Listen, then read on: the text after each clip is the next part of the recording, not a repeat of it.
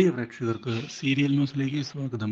കൂടുതൽ സീരിയൽ ന്യൂസുകൾ അതിവേഗം ലഭിക്കുന്നതിന് ഈ ചാനൽ സബ്സ്ക്രൈബ് ചെയ്യുക. ബെൽ ഐക്കൺ മറക്കാതെ ക്ലിക്ക് ചെയ്യുക. വീഡിയോ ഇഷ്ടമായി എങ്കിൽ ലൈക്ക് ചെയ്യാൻ മറക്കരുത്. ഇഷയുടെ വിവാഹത്തെക്കുറിച്ച് താനെടുത്ത തീരുമാനത്തെപ്പറ്റി തുറന്നു പറയുന്നതിനായുള്ള തീരുമാനവുമായി മുന്നിലേക്ക് കടന്നു വരികയാണ് റാം മോഹൻ. ഇതേ തുടർന്ന് ഇഷയോട് ഞാൻ നിന്റെ വിവാഹത്തിന്റെ കാര്യത്തിൽ ഒരു തീരുമാനമെടുത്തു. നീ ഇങ്ങനെ അഭിഷേകിന് വേണ്ടി കരഞ്ഞു തീർക്കരുത് നിന്റെ ജീവിതം. അവന് നിന്നെ വേണ്ട. അവൻ നിന്നെ സമർത്ഥമായി പറ്റിക്കുകയായിരുന്നു. പക്ഷേ ജീവിതം ഇവിടെ അവസാനിക്കുന്നില്ലല്ലോ. നമുക്ക് ഇനിയും മുന്നോട്ട് പോകാനുണ്ട്. കരഞ്ഞിരുന്നിട്ട് യാതൊരു കാര്യവുമില്ല മോളെ. അതുകൊണ്ട് തന്നെ ഞാൻ രാഹുലുമായി നിന്റെ വിവാഹകാര്യം ഉറപ്പിക്കാനുള്ള തീരുമാനം എടുത്തു കഴിഞ്ഞു. ഈ കാര്യം കേട്ടതിനെ തുടർന്ന് എനിക്കിപ്പോൾ മറ്റൊരു വിവാഹം വേണ്ട പപ്പ. ഞാനതിന് മനസ്സുകൊണ്ട് തയ്യാറല്ല. മോളെ, നിന്റെ വിഷമം പപ്പയ്ക്ക് മനസ്സിലാകും. പപ്പ അതെല്ലാം മനസ്സിലാക്കിക്കൊണ്ട് തന്നെയാണ് ഈ തീരുമാനം എടുത്തിരിക്കുന്നത്. നിന്റെ മനസ്സ് നിറയെ അവനാണ് എന്നുള്ള കാര്യം എനിക്കറിയാം. പക്ഷേ അവൻ നിന്നെ ചതിക്കുകയായിരുന്നു എന്നുള്ള കാര്യം ഇപ്പോൾ എല്ലാവരും അറിഞ്ഞു കഴിഞ്ഞു. അതുകൊണ്ട് തന്നെ നീ ഇപ്പോൾ പുതിയൊരു ജീവിതത്തിലേക്ക് കടക്കേണ്ട സമയമായിരിക്കുന്നു. ഇല്ലെങ്കിൽ നീ വീണ്ടും ഇങ്ങനെ വിഷമിച്ച് ജീവിക്കുകയുള്ളൂ. ഒരിക്കലും അങ്ങനെ ചെയ്യരുത്. അതുകൊണ്ട് തന്നെ നീ എത്രയും പെട്ടെന്ന് മറ്റൊരു വിവാഹം കഴിക്കാൻ തയ്യാറാകണം. പപ്പ പ്ലീസ് എന്നെ നിർബന്ധിക്കരുത്. ഈ വിവാഹം കഴിക്കുന്നതിന് ഞാൻ ഇപ്പോൾ മനസ്സുകൊണ്ട് ഒട്ടും തയ്യാറല്ല.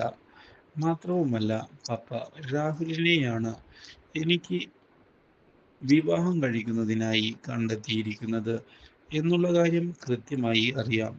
എനിക്ക് അയാളെ അങ്ങനെ കാണാൻ സാധിക്കുന്നില്ല.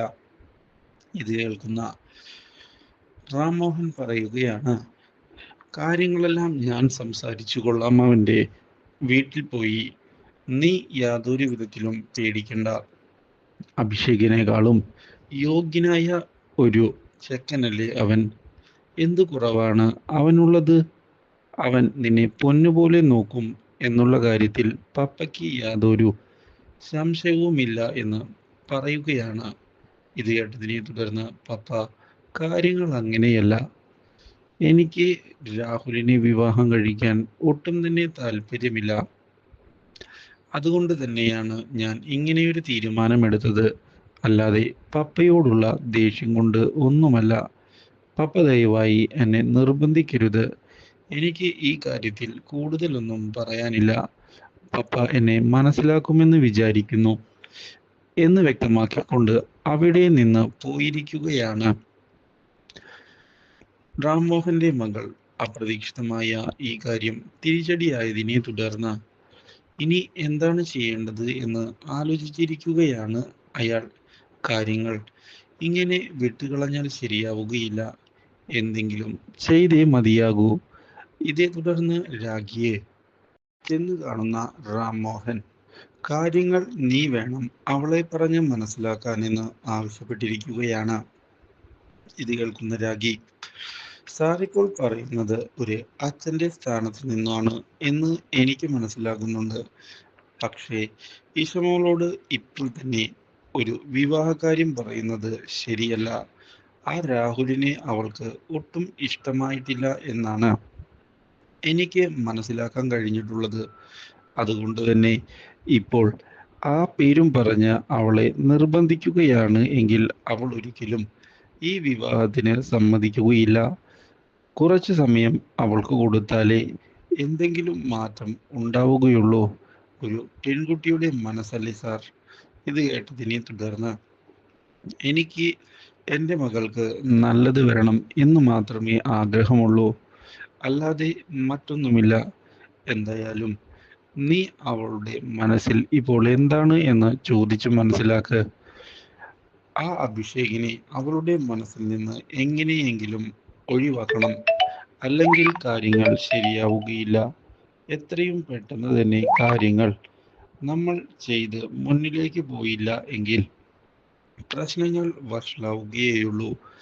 അതുകൊണ്ട് ശ്രമിച്ചു നോക്ക് എന്ന് പറഞ്ഞുകൊണ്ട് അവിടെ നിന്ന് പോകാൻ ഒരുങ്ങുകയാണ് റാം മോഹൻ.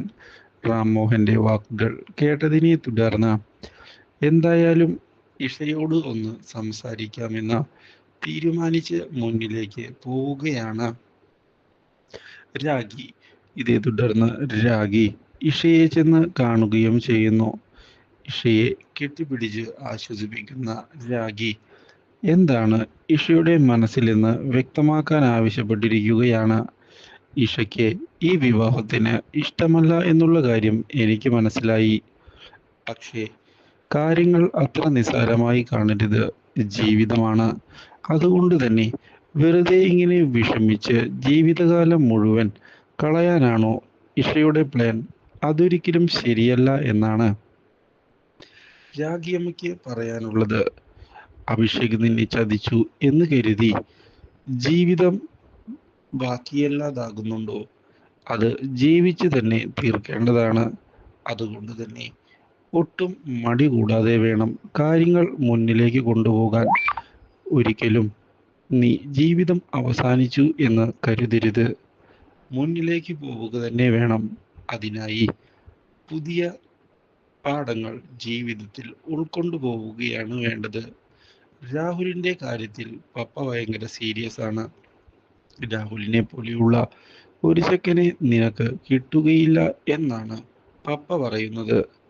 പപ്പയുടെ തീരുമാനം അംഗീകരിക്കാൻ നിനക്ക് സാധിക്കുന്നുണ്ടോ? ഇല്ല ആൻറ്റി, എൻ്റെ മനസ്സിൽ ഇപ്പോഴും അഭിഷേകിനോടുള്ള പ്രണയമാണ് ഉള്ളത്. അത് അത്ര പെട്ടെന്ന് പോകുമെന്ന് എനിക്ക് തോന്നുന്നില്ല. അതിനിടയിൽ മറ്റൊരു വിവാഹം, അത് വളരെ ബുദ്ധിമുട്ടായിട്ടാണ് എനിക്ക് തോന്നുന്നത്. ഇത് കേട്ടതിനെ തുടർന്ന് സാരമില്ല, ഞാൻ പപ്പയോട് ഒന്നുകൂടി നിനക്ക് വേണ്ടി സംസാരിക്കാമെന്നുള്ള ഉറപ്പ് നൽകിക്കൊണ്ട് രാഗി അവിടെ നിന്ന് പോവുകയാണ്. Do like, share and subscribe.